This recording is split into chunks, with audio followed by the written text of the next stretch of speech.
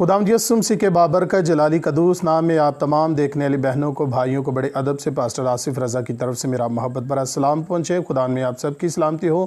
میرے عزیزو، جیسے کہ آپ نے تھم میل کے اوپر ہمارا عنوان دیکھا ہے کہ قیدی روحوں میں منادی۔ آج ہم قیدی روحوں کے اوپر گفتگو کرنے کو ہیں۔ جتنے بہن بھائی ہمارے چینل پر نئے ہیں، آپ سب سے التماس کرتا ہوں کہ آپ اس چینل کو سبسکرائب کر دیں اور بیل آئیکن کو پریس کر دیں تاکہ ہماری ہر نئی آنے والی ویڈیو کا نوٹیفیکیشن بر وقت آپ تک پہنچ سکے۔ آئے ہم اپنے عنوان کی طرف بڑھتے ہیں۔ میرے ساتھ مل کر نکالیے پہلا پطرس اس کا 3 باب اور اس کی آیت نمبر 17 سے آپ کی خدمت میں مطالعہ کروں گا۔ خداوند کے کلام مقدس میں کچھ مرقوم ہے، لکھا ہے، کیونکہ اگر خداوند کی یہی مرضی ہو کہ تم نیکی کرنے کے سبب سے دکھ اٹھاؤ تو یہ بدی کرنے کے سبب سے دکھ اٹھانے سے بہتر ہے، اس لیے کہ مسیح نے بھی یعنی راست باز نے ناراستوں کے لیے گناہ کے باعث ایک بار دکھ اٹھایا تاکہ ہم کو خداوند کے پاس پیش کرے، تاکہ ہم کو خدا کے پاس پہنچائے۔ وہ جسم کے اعتبار سے تو مارا گیا لیکن روح کے اعتبار سے زندہ کیا گیا۔ میرے عزیزو، اس آیت کے اندر خاص بات لکھی ہے، اس بات کو ذہن میں رکھیے گا کہ خداوند یسوع مسیح جسم کے اعتبار سے مارا گیا۔ کس کے اعتبار سے؟ جسم کے اعتبار سے مارا گیا، لیکن روح کے اعتبار سے وہ زندہ کیا گیا۔ اسی میں اس نے جا کر، کس میں؟ یہاں پر اس بات کو ضرور یاد رکھے گا، اسی میں، یعنی کہ جسم کے اعتبار سے یسوع مارا گیا، روح کے اعتبار سے زندہ کیا گیا۔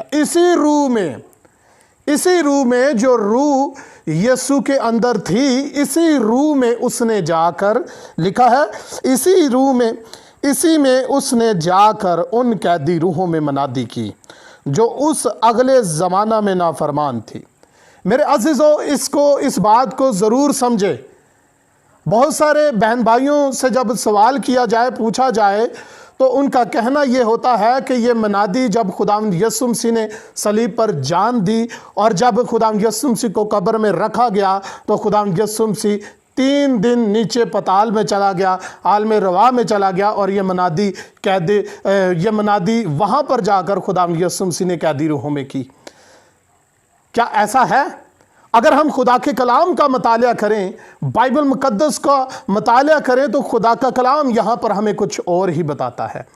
یہاں پر واضح طور پر بتایا گیا ہے، ہمیں سمجھنے کی ضرورت ہے۔ خدا کے کلام میں تضاد نہیں ہے، بس سمجھنے کی ضرورت ہے۔ آمین۔ تو سمجھ ہم اسی وقت سکتے ہیں جب خداوند ہمارے ذہن کو کھولتا ہے۔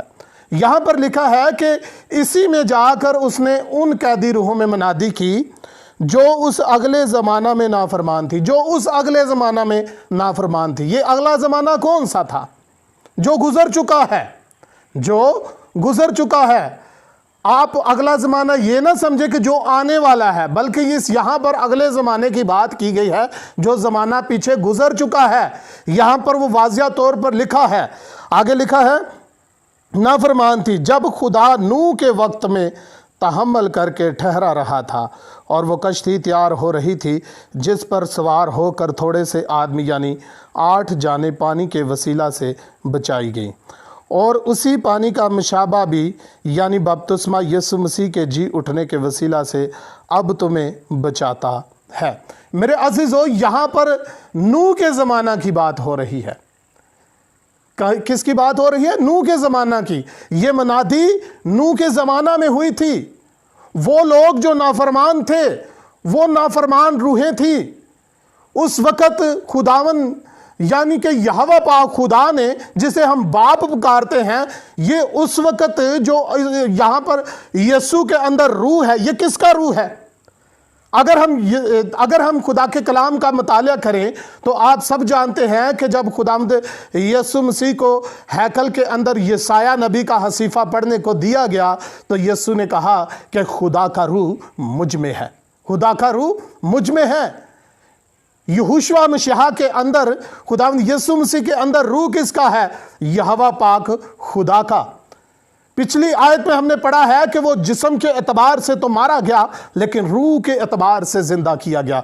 और रूह जो थी यीशु के अंदर, वो यहोवा पाक खुदा की रूह थी।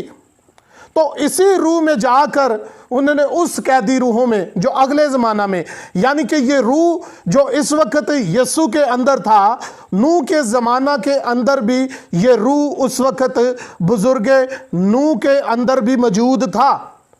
खुदा का रूह उस वक्त नबियों पर उतरता था तो उनसे कलाम करता था।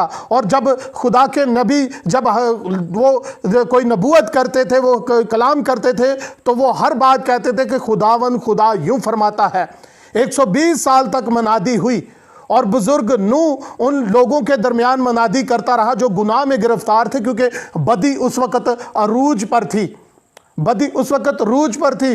वो लोग जो खुदा के कलाम को रद्द करते थे, जो खुदा के कलाम को नहीं सुनते थे, यहोवा पाक खुदा का रूह उस वक्त बुजुर्ग नूह के अंदर भी मौजूद था। और बुजुर्ग नूह ने खुदा के कलाम की वहाँ पर भी मनादी की, उनको कहा कि तौबा करो, अपने गुनाहों का इकरार करो। लेकिन उन लोगों ने खुदा के कलाम को रद्द किया, खुदा के कलाम को ना सुना।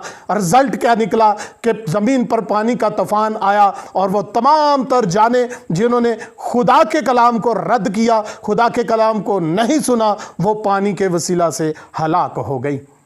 और वो 8 जाने बुजुर्ग नूह और उसका खानदान पानी के ही वसीला से वो बचाए गए। आमीन।